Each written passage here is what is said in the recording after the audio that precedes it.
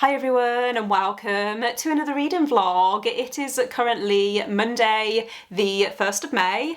There's less than 2 weeks to go until Eurovision, which means there's also less than 2 weeks to go until the end of Eurovisionathon, which for anyone who doesn't know is a readathon that's hosted by Helen from Helen's Book Haven, and the idea is that you read books to represent the different countries that are taking part in Eurovision, and then however those countries perform in the final, you earn points based on the books that you've read. I have fallen a little bit behind.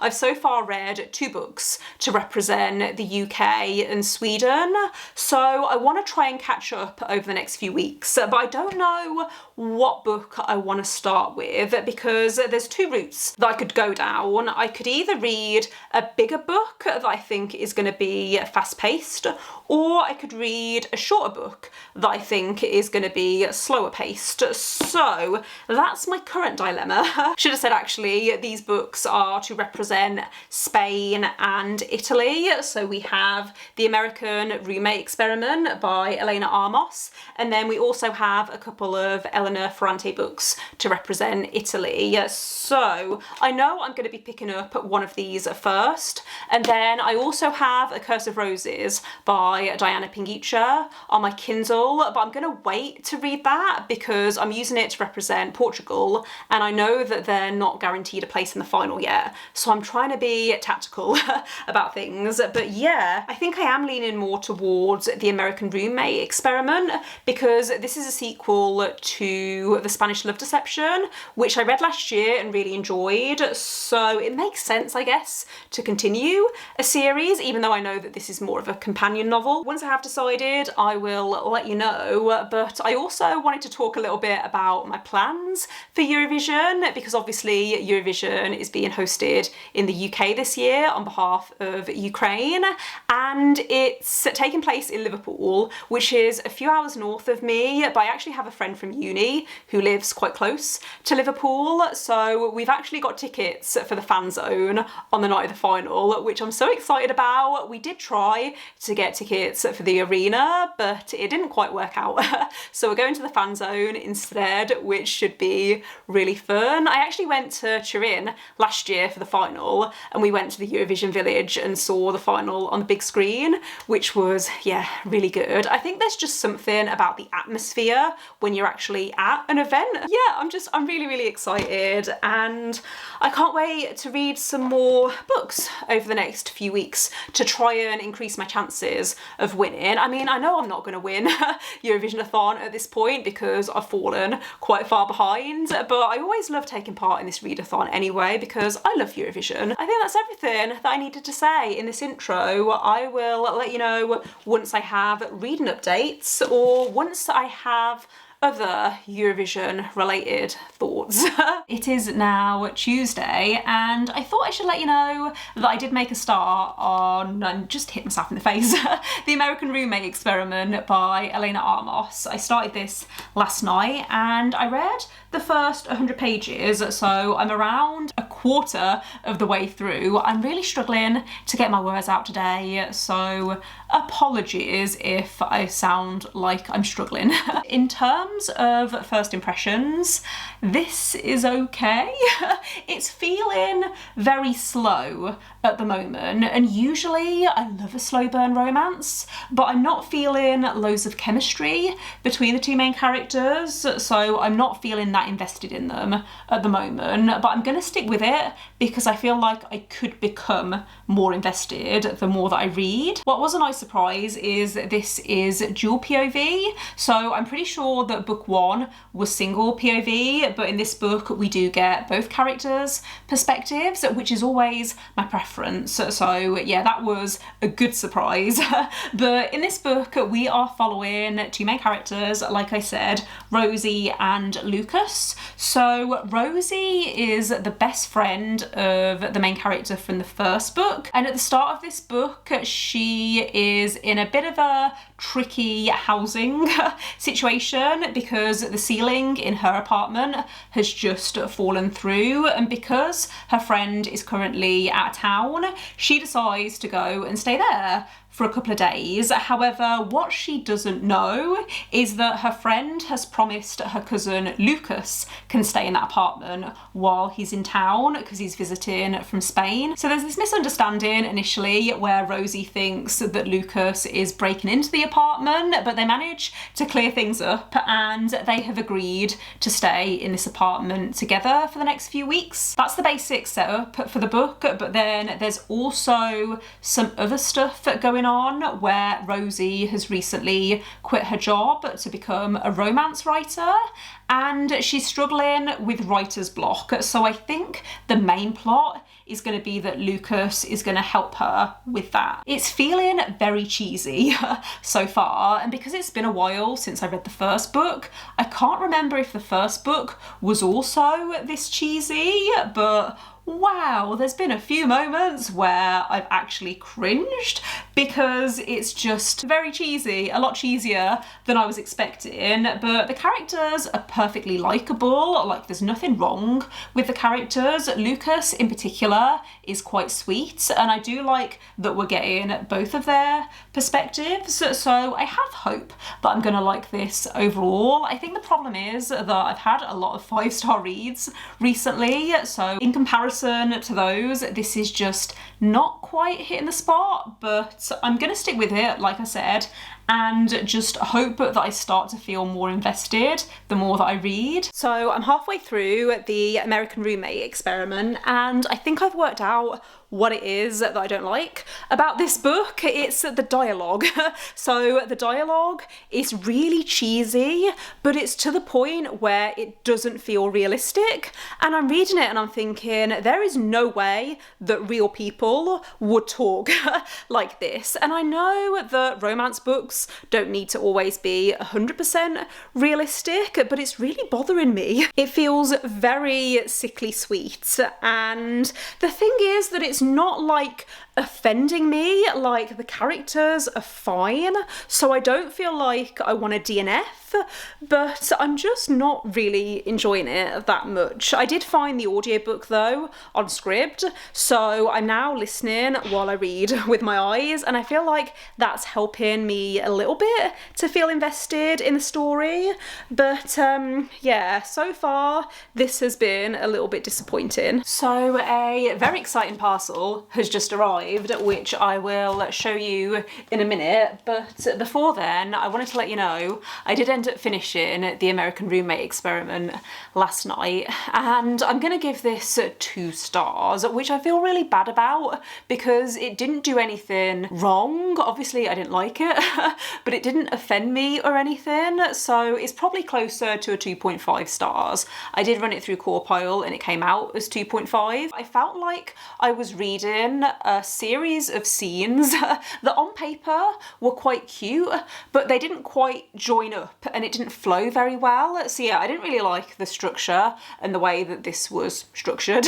Some of the stuff I also didn't really understand, like why were the characters so insistent on lying all of the time, not to each other but to other people. So you learn quite quickly that Rosie is lying to her family about her job, and I didn't understand why. Like, there was no point. It felt like it was done to create tension and angst, but it just didn't really work, in my opinion. This book was just so frustrating, and something in particular that I find really frustrating is when characters are too self-deprecating. So it reaches a point in a romance book where I just find it really unbelievable that the characters haven't worked out yet, that the other person likes them. It just doesn't feel realistic to me, and I understand that it does happen in real life, but I don't like reading about it in romance books. So yeah, I'm giving it 2 stars, and I'm really upset because I didn't think that this was going to be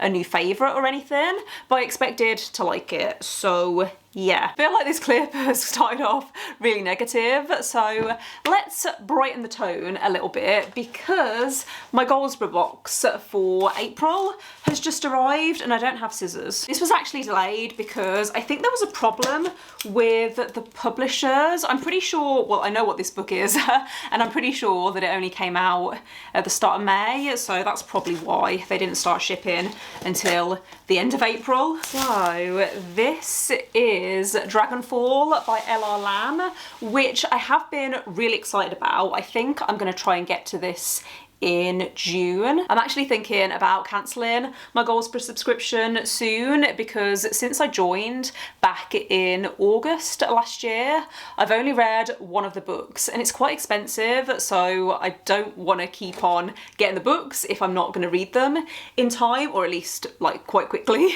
after they've arrived. But I'm really happy to have this edition because it has the most beautiful stenciled edges, and it is a book I've been interested in. So I think this is about, well, I think it's about dragons, seeing as how it's called Dragonfall.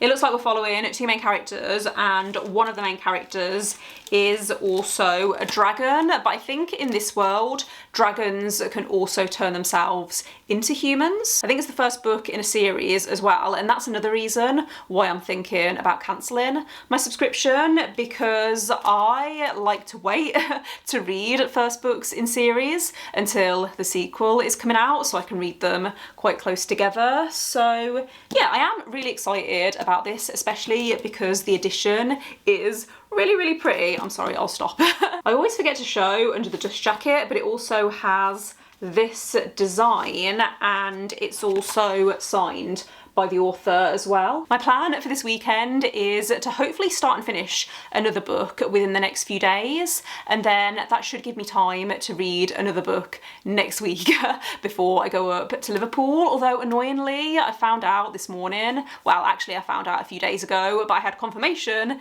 this morning that my train to Liverpool next weekend has been cancelled, which is fine because I can drive, it's not a problem, but I was hoping to read on the train. So now I'm going to have to find an audiobook that I can listen to. So I might not get as much reading time as I originally thought, but it's fine. Nothing can spoil my mood at the moment because I'm just so excited for Liverpool next week. If we could run it back and do you wonder? If we could run it back, if we could run it, if we could run it back and do you wonder? If we could run it back. I didn't know I had to get out down the road inside of the same old caught in the circles round they go.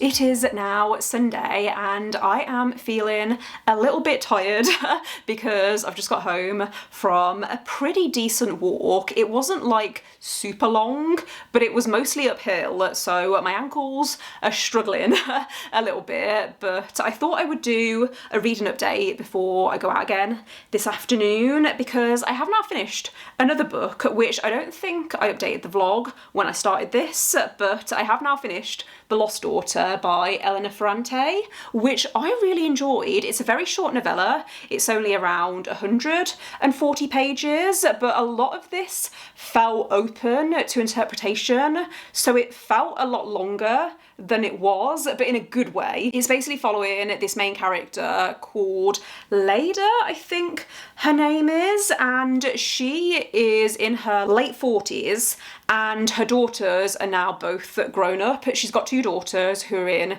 their early 20s and they've just left home and moved to Canada to be close to their dad. So Leda is starting to embrace this feeling of freedom that she now has because she never really felt like she was a natural mother. There isn't really much plot to this because it is more of a character study, but basically this main character decides to go away for the summer and she rents this apartment in this beachside town where she spends a lot of time on the beach and develops this obsession with this family that are also on holiday in this town. The tone of this feels very unsettling and uncomfortable, and it's a little bit dark in places, but not in a gruesome or graphic way. It's more just that uncomfortable feeling where you feel on edge and where you're not really sure why the main character is acting in certain ways, but obviously you become more closer to her the further that you get into the book. And I like that this is told in first person perspective because I found it really interesting being inside this main character's mind and how it felt very claustrophobic because it's very character driven. It's the kind of book where I can see some people describing it as boring, but I really love literary fiction like this that has that kind of atmosphere. I will say I didn't love the ending. I mean, I liked the ending, but it felt quite abrupt. So I was questioning, do I give this 4 stars? Do I give it 5 stars? I think I might give it a 4.5, and I am really interested in reading more books by this author because I really enjoyed this. The main character isn't likeable, but I don't think she was meant to be that way. But considering this is so short, I found it very transportive. I felt like I was inside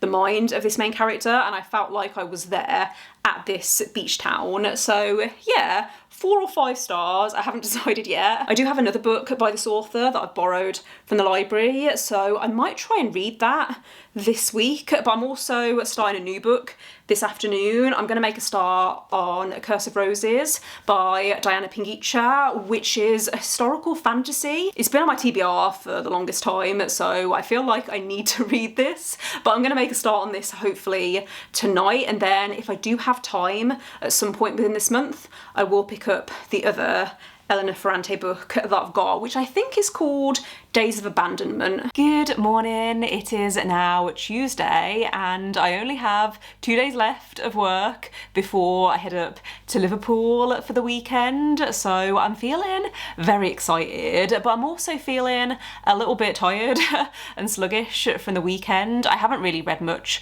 over the last few days, although I did start A Curse of Roses on Saturday, I think it was, or Sunday. I keep getting confused what day it is because of bank holiday, but I'm around 10% into this and so far I'm really liking it. I really like the story and the setting and the descriptions of stuff. So basically this is following a main character called Isabel, who's a princess, and she has this curse where every time she touches food or even sometimes just looking at food, she turns it into roses. And just the descriptions of this curse I think has been done really well. Like there was a scene where she was trying to eat a piece of bread and just seeing her like internal struggle where she was trying to fight against this curse, I just thought that it was done really well. It's not like overly graphic because I think this is a YA novel. I'm pretty sure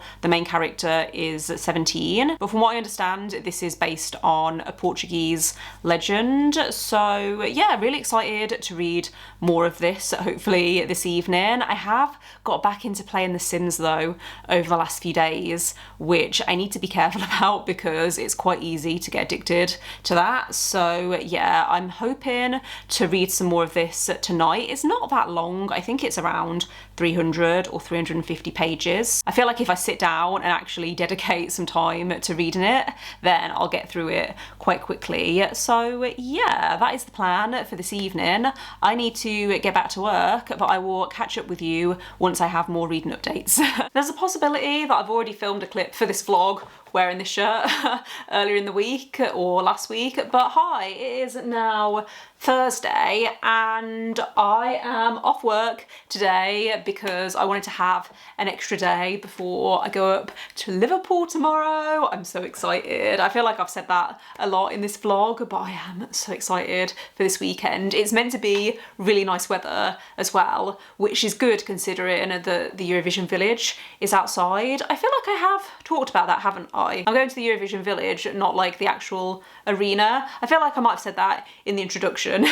But yeah, I am going to go into town now this afternoon because I want to read in a coffee shop for a few hours. I'm currently around halfway through A Curse of Roses. I might actually be past halfway now because I read a little more this morning when I woke up, but I want to try and finish this before I go away because I obviously want to be able to count it for Eurovisionathon. So that is the plan for this afternoon, is to try and finish A Curse of Roses. I don't know if it's going to be possible. I might have to finish it tomorrow morning instead, but I am enjoying this. I don't think it's perfect.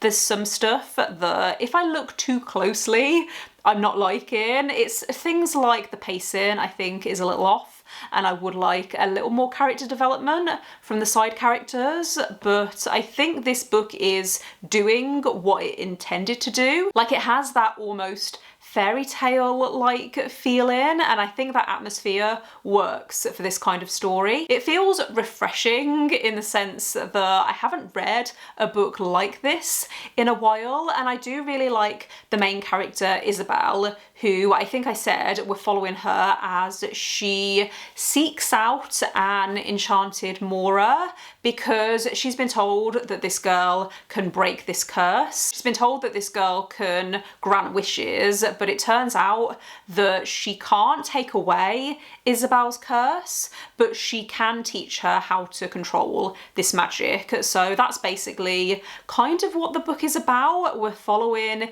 Isabel and Fatian's relationship. Then there's also this political plot that's kind of going on in the background where there's this famine that's plagued the land and people are starving, so Isabel wants to try and help them because she knows how it feels to be starving. I wasn't expecting this to have such heavy themes of religion, although I'm not disliking that. I think it makes sense based on the time period when the book is set, but I did want to give a content warning for self-harm. I was sure that this book was YA, and it does have the pacing of a YA book, but I think it's upper YA because it has been quite intense at times. I have a feeling that I'm going to enjoy the second half more than the first half because I feel like the first half has kind of developed the magic and it started to develop the relationship between Isabel and Fatian, but then the second half I think is going to lean more political, which I think I am going to like. Every time I film in this room, I end up regretting it because the sound is usually a little echoey, but hopefully it's okay for this update because I wanted to let you know that I did end up finishing A Curse of Roses last night, and I'm going to give this a solid 4 stars. I really enjoyed it, and I would recommend it if you like historical fantasy and you're looking for a soft, slow burn sapphic romance. I really liked the relationship between the two main characters. Just be aware that this does have a main character who is struggling with internalized homophobia, and it was quite uncomfortable to read at times, but otherwise 4 stars, and I am really happy with how much I've read for Eurovisionathon. I finished 5 books. I'm a little disappointed in myself because I did want to read a book for Norway because that's who I want to win this year, but I am not sad about finishing 5 books. So yeah, I am gonna head off to Liverpool and I will catch up with you once I'm back because I want to go through my final score for the readathon. But yeah, I will see you, I guess, after Eurovision. I'm so excited.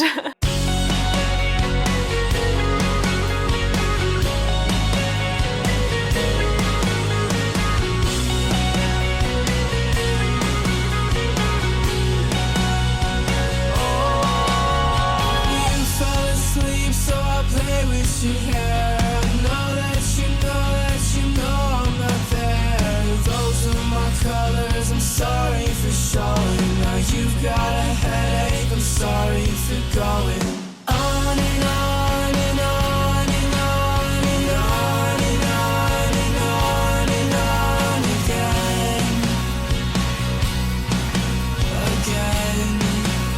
I'm sorry for going. Hello everyone, it is now Monday and I figured I should pop in to round up this vlog because I am now back from Liverpool. I got back last night and I feel like I'm gonna need a week to recover because it was incredible, but also really tiring. I feel like I've just not really stopped for the last few days, and I'm glad that I had the foresight to book today off work because, yeah, I'm gonna need this afternoon to just chill and relax and bring myself down. But yeah, I'm just so happy. Like, this weekend was exactly how I wanted it to go. Like, the weather was beautiful, the atmosphere in the Eurovision Village was incredible, and I don't think I mentioned, but there were quite a few like warm-up acts before the final that we saw performing. So people like Jedward and the Venga Boys and Claire from Steps, and it was just, yeah, it was amazing. Like, hopefully you will have seen that through the footage. I don't think I took actually much footage while I was there because I was very aware that I needed to save my battery because we didn't leave until I think 1 in the morning. I know that we got back around 1:30 to 2ish. I also thought the competition this year and the talent was really high. Like, there were 4 or 5 or even 6 or 7 different acts that I would have been happy to see win. But yeah, it was incredible, and I am very excited to hopefully go to Sweden next year to watch the final there. I'm gonna try and get tickets for the arena, but I've tried for the last few years and it hasn't happened, so we'll see. I also wanted to go through my final score for Eurovisionathon. So in total, I received 1,116 points, which I'm really happy with because I was looking at the scoreboard and I think I placed somewhere in the middle, like just below middle, which is great considering I only read 5 books in the end. So yeah, I'm gonna wrap things up here. Thanks for watching if you made it this far. I also wanted to say a huge thank you to Helen for hosting Eurovisionathon again, because this is my favourite readathon. Like, every year I look forward to it and it's always so well organised and it's always a good time. So yeah, thanks again for watching. Don't forget to give this video a thumbs up if you liked it and click subscribe if you would like to see more videos from me, but otherwise I will see you next time. Bye!